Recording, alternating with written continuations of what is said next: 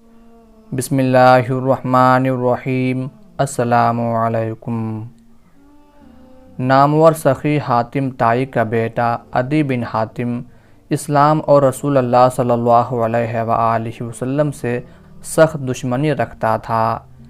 ہجرت کے 9ویں سال حضرت علی رضی اللہ تعالی عنہ کی قیادت میں اس قبیلے کی طرف لشکر بھیجا گیا۔ عدی شام بھاگ گیا، لیکن اس کی بہن صفانہ اور قبیلے کے دیگر افراد قیدی بنا لیے گئے۔ رسول اکرم صلی اللہ علیہ وآلہ وسلم نے حاتم کی بیٹی کو آزاد کر دیا اور اسے زاد سفر بھی فراہم کیا۔ عدی بن حاتم کہتے ہیں کہ میری بہن جب میرے پاس پہنچی تو اس نے مجھے کہا کہ تم فوراً رسول اللہ صلی اللہ علیہ وآلہ وسلم کی بارگاہ میں پہنچو۔ اگر واقعی وہ نبی ہیں تو تمہارے جیسے آدمی کا ان کی تصدیق و تائید میں پیچھے رہ جانا بڑی افسوسناک بات ہوگی، اور اگر وہ بادشاہ ہیں تو ان کے یہاں تمہاری ناقدری نہیں ہوگی۔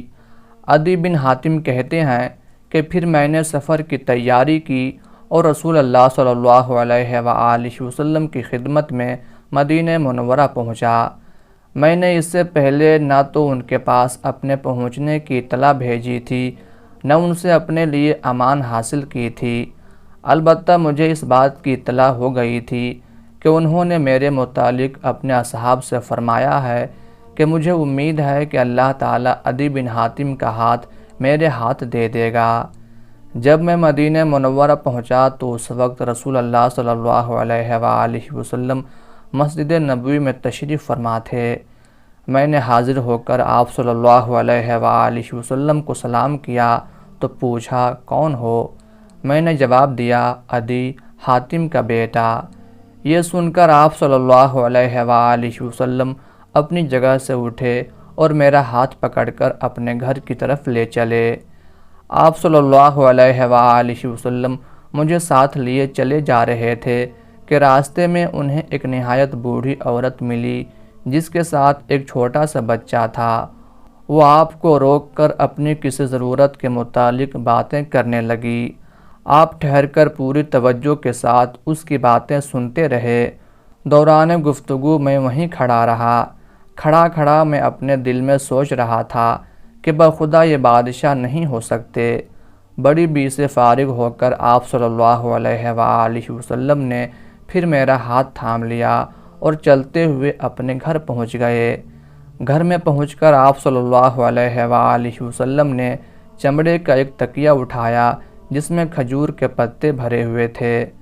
آپ صلی اللہ علیہ وآلہ وسلم نے اس کو میری طرف ڈالتے ہوئے فرمایا اس پر بیٹھ جاؤ، مگر آپ صلی اللہ علیہ وآلہ وسلم کے سامنے اس پر بیٹھتے ہوئے مجھے شرم آئی اور میں نے عرض کیا نہیں، اس پر آپ تشریف رکھیں، لیکن آپ صلی اللہ علیہ وآلہ وسلم نے اصرار کر کے مجھے اس پر بٹھایا اور خود زمین پر ہی بیٹھ گئے۔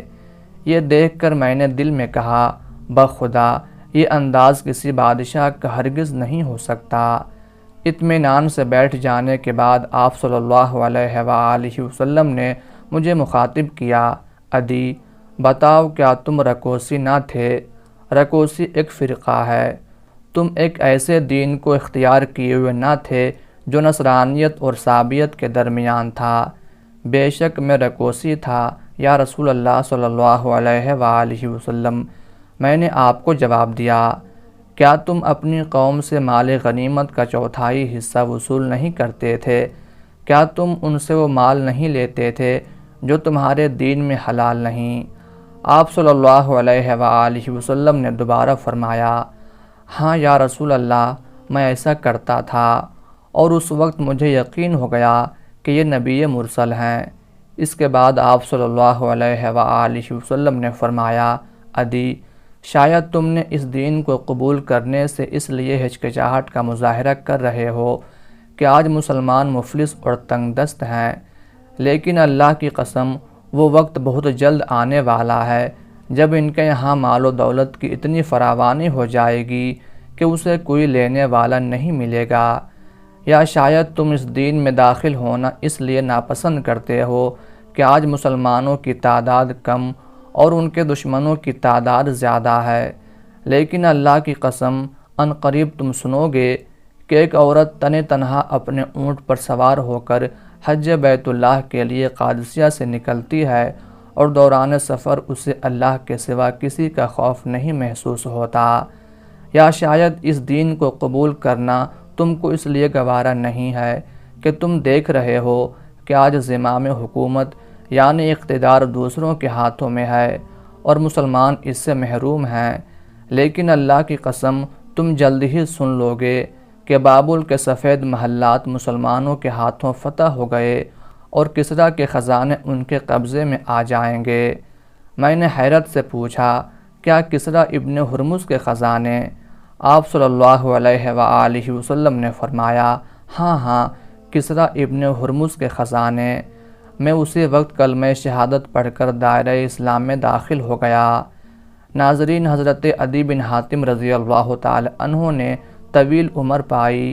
وہ کہتے ہیں، رسول اللہ صلی اللہ علیہ وآلہ وسلم کی 2 پیشین گوئیاں تو حرف بحرف میری زندگی میں ہی پوری ہو چکی ہیں، صرف ایک باقی رہ گئی ہے اور اللہ کی قسم وہ بھی یقیناً پوری ہو کر رہے گی۔ میں نے ایک عورت کو دیکھا کہ وہ قادسیہ سے اونٹ پر سوار ہو کر نکلی اور بلا خوف و خطر مکہ پہنچ گئی، اور میں اس فوج کے اگلے دستے میں تھا جس نے کسریٰ کے خزانوں پر حملہ کر کے ان پر قبضہ کیا تھا۔ میں اللہ کی قسم کھا کر کہتا ہوں کہ تیسری پیشین گوئی بھی ضرور پوری ہوگی۔ اللہ کی مشیت کے مطابق نبی کریم صلی اللہ علیہ وآلہ وسلم کی بات پوری ہوئی اور تیسری پیشن گوئی بھی حضرت عمر بن عبدالعزیز رحمۃ اللہ علیہ کے دور خلافت میں پوری ہو گئی۔ اس وقت مسلمان مالی اعتبار سے اس قدر خوشحال ہو گئے تھے کہ خلیفہ کا منادی فقراء و مساکین کو زکوٰۃ کا مال لینے کے لیے پکارتا تھا، مگر کوئی اس کو لینے والا نہ تھا۔ اس طرح رسول اللہ صلی اللہ علیہ وآلہ وسلم کی بات صحیح اور عدی بن حاتم کی قسم پوری ہوئی۔